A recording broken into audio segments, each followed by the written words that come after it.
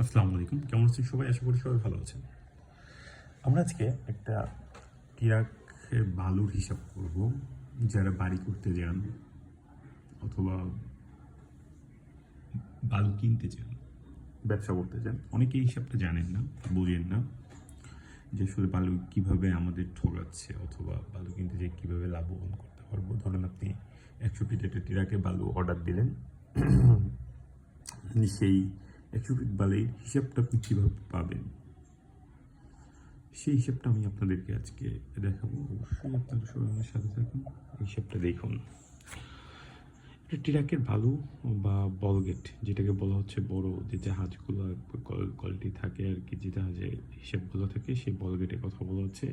যে বলগেটের হিসাব বের করতে পারবো। প্রথম তো আমরা সূত্রটা বলে দিই, যে সূত্রটার মাধ্যমে আপনারা আসলে এর হিসাবটা পাবেন। দৈর্ঘ্য গুণ প্রস্থ গুণ উচ্চতা। ধরুন আমরা এখন একটা ট্র্যাকের হিসাব করব। একটি ট্র্যাকের দৈর্ঘ্য হচ্ছে 16, প্রস্থ হচ্ছে 10, আর উচ্চতা হচ্ছে 6। আচ্ছা, এটা আমরা এখন বের করব কিভাবে? চলুন আমরা সেটা দেখি। আচ্ছা, বালু প্রথমত আমরা কি করব, সূত্র অনুযায়ী 16 গুণ 10 গুণ 6 উচ্চতাকে গুণ দিব। সেটা হচ্ছে আমরা যেটা গুণ করে পাই সেটা হচ্ছে 960 বর্গ ঘনফুট।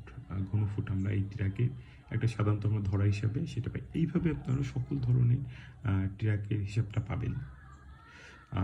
আর আমরা আরেকটা বিষয় যেটা করব সেটা হচ্ছে কি, অবশ্যই এইভাবে মাপ দিলে আপনি ট্র্যাকের হিসাবটা পাবেন, যাতে আপনাদের লস না হয়, ক্ষতি না হয়, সেটা দেখতে পারবেন। আশা করি ভালো থাকবেন সবাই।